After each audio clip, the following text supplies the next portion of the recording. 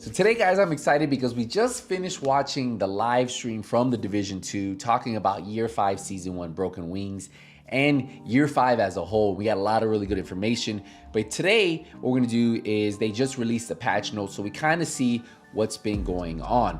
So we go down, and you guys know this manhunt's a little bit different than the past manhunts. Before, we would actually go after people. This one, we're actually going on a rescue mission, so that's how they kind of done this one. So we have total of 5 personnel that we need to go get.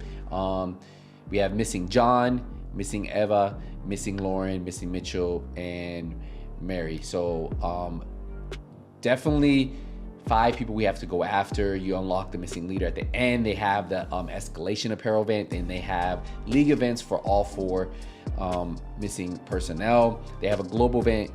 They have the Guardians global event, Hollywood global event, Polarity, and Golden Bullet. So no new type of golden event. Global event. They're all the same, so that's something to keep in mind. But hey, it's still in the rotation, and it's gonna be cool to see how this story evolves. Now, each one of these personnel are going to help us, right, rebuild the castle. So that's what's pretty cool about the story. Now, along with that, we have the Descent mode. Remember, Descent is free, 1 to 4 player game mode. You can play this without the Warlords Edition. You can play this just with the base game. This is available for everybody. The rewards will be reflective of if you have Warlords of New York, if you're under 30, or if you're at level 40. So something pretty cool there. That mode, very excited for it. I think a lot of you guys will. And the rewards is what's really cool about what they said. Now, let's see if they actually mention it. They talk about access descent from the mega map, castle settlement door, matchmaking station, or helicopter pilot to activate the simulation, equip weapon skills, talents, and takes turn exploring rooms, defeat enemy bosses and ultimate opponents, the nemesis. Right now, continue your run after defeating the nemesis, see how far you can go. Now, they just say they increase the difficulty after you beat him, so it's going to be a lot harder getting to level 100. Now, right here doesn't talk about the rewards, but we'll continue on because they did mention it in the live stream. So they go down, we see gear, weapons, talents. Year 5 Season 1 comes with an array of new weapons, gear. This includes 1 gear, 1 brand set, new exotic weapon and gear piece, and then 2 named weapons and a bunch of new weapons and gear talents. So for the exotic weapons, a lot of people are really looking forward to this one, the St. Elmo's engine. An exotic AR shooting enemies gives 1 stack. At 100 stacks, the next magazine is filled with shock ammo. I wonder how the PvP version of this will be. They keep going down. They have the exotic gear, which is the shocker punch, and then it says it's exotic holster, gives 50% time reduction when being stunned by an electric skill. Using a shield gives 100% melee damage. Using St. Elmo's exotic AR gives an extra 100% melee damage and applies shock to any enemy you hit with the melee within 5-meter radius. It has 15-second cooldown, fixed attributes, armor, explosive resistance, and hazard protection. So pretty cool. Can't wait to see if I could create some type of builds around these two. Now we go to the new gear. Most of you guys know they have the Cavalier set. So the 2-piece equipped gives you 30% hazard protection. The 3-piece gives you 40% incoming repairs. And the 4-piece equipped gives you the new unique talent. So it has a talent called Talent Charging and Talent Charge. For each second spent out of cover, the combat agent will get 5% reduced incoming damage. The max is 40%, so you can have max of 40% reduced incoming damage, but that's as it's getting fully charged. Now, when it's fully charged, you gain immunity to any movement speed debuff and shared hazard protection and damage reduction with all allies for 10 seconds. So for 10 seconds, you can have that 40%, and that 40% will be transferred over to your teammates, and then whatever your hazard protection is, it's also transferred over. So if you have a really good hazard protection build, it's gonna be great for team play. Now, after the charge is consumed, charging buff will resume, and the agent is still a combat out of cover. So if the agent is still in combat and out of cover, it will continue like it does. Charge talent does not stack, so you can't have multiple tails. So if another agent applies charge on an ongoing charging talent, charging will pause for the duration of the charge talent. So you can't, it's not gonna stack on top of each other. So for me, I think in group play, probably have one person run this.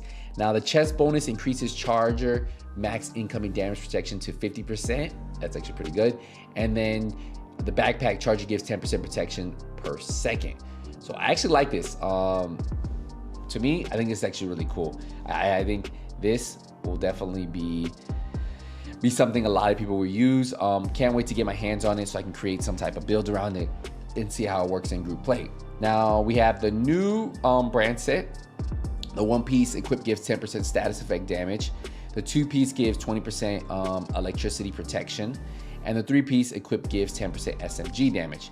Now the chest and backpack bonuses, so it has a named chest, increases total weapon damage by 20% within 10-meter radius of an ally or skill. I actually like that chest piece. Increases total weapon damage by 20% within 10 meters radius of ally skill. So if you'd like to be next to each other, very cool. And then you have the new the backpack, applying blind, ensnare, confuse, or shock to an enemy grants 50% of your armor as a bonus armor to you and your allies within 30 meters. So that's the talent right here is Perfect Companion. You probably noticed it's the backpack. We have Companion. So Perfect Companion is gonna be on the chest, and then Perfect Galvanize. So all these are actually pretty cool. I think they'll be useful. I think a lot of people will enjoy them. So they have the new Cavalier. This is what it kind of looks like if you wore all the pieces and you were to showcase them. Kind of like it. Very, very cool. There are 3 named weapons. They have this new MP5 that's going to come with Perfect Thunderstrike that deals 40% extra damage to shock targets.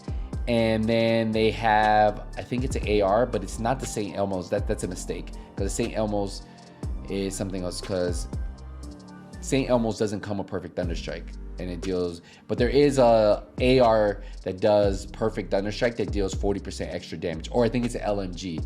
So I think they got this mixed up. Now this one says deals 30% extra damage to shock targets, applicable to all weapon types except the signature weapons. So I don't think this is part of the St. Elmo's engine. Or did they change the St. Elmo's engine? I don't think so. Like I don't think these go. I think this is something else. I think this is wrong, but I may be wrong. Just keep this. This might need to be changed.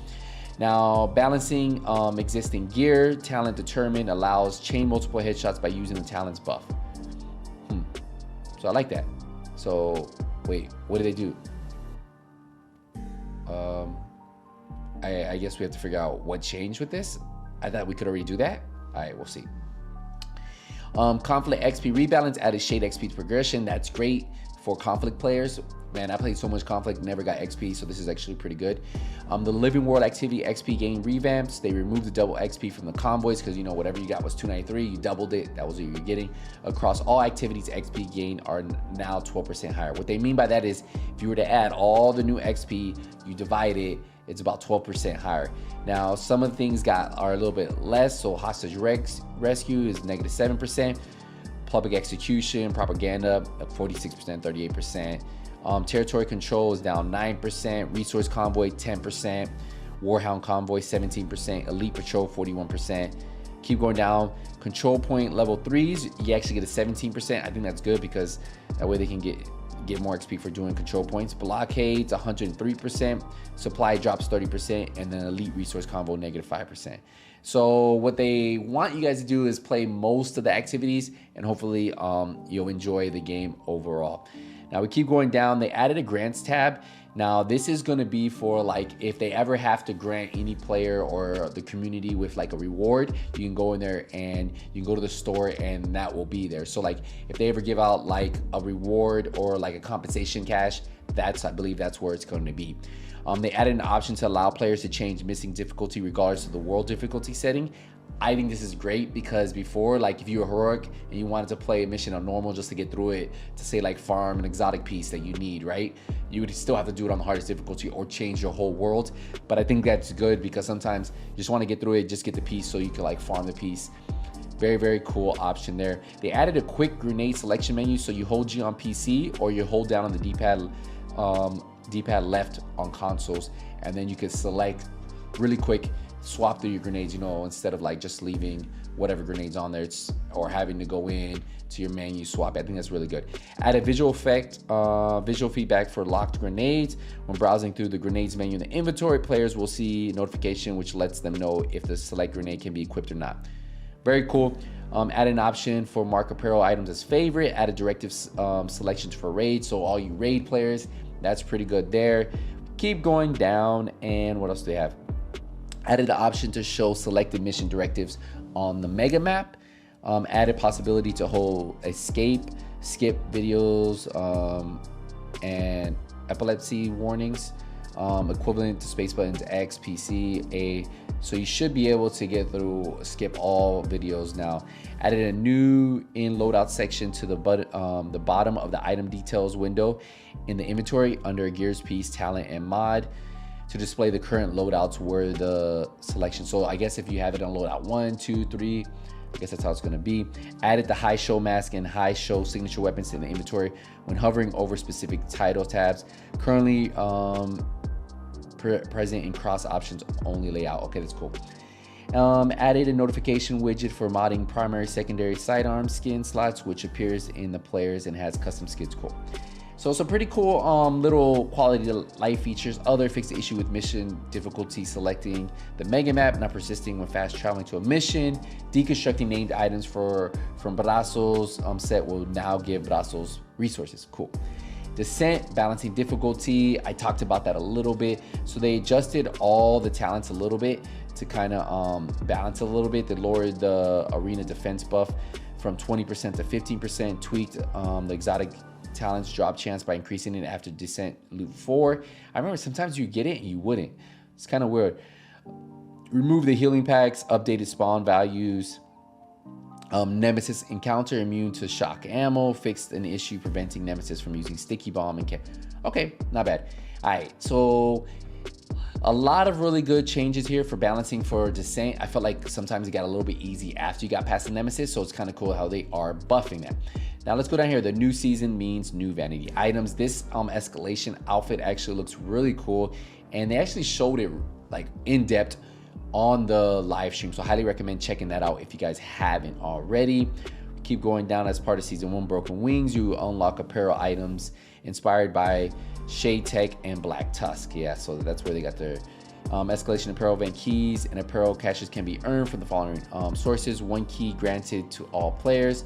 Shade leveling, 1 key every 4 shade levels, same as always. If you are a year 5 season 1 pass holder, you'll be granted 3 extra keys. So another benefit for getting the season pass.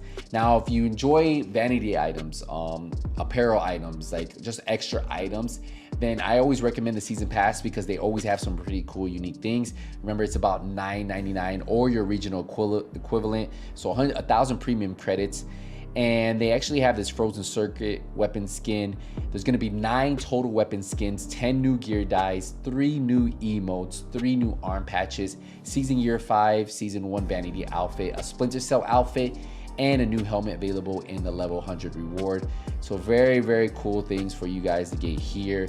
They just talk about everything else is over on the Nonishes board if you want to see that. So a lot of really cool things coming. Remember, like I said, if you enjoy vanity items, mask, extra little vanity like emotes, stuff like that, the season pass is, to me, it's worth it. If you're not, then you can get everything else free. You know, all the other items like the exotics, the gear set, the brand sets, all those will come on the free side. You just get a little bit more on the premium side. So pretty cool. I'm excited for tomorrow. We'll dive right into it in the morning. As soon as I get up, I'll work out some videos, upload them, and then we should be live on Twitch. So let me know what you guys think. Excited for what they're going to be offering going forward. And I'll see you guys in the next one. Hey, nothing but skills out. Take it easy, everybody.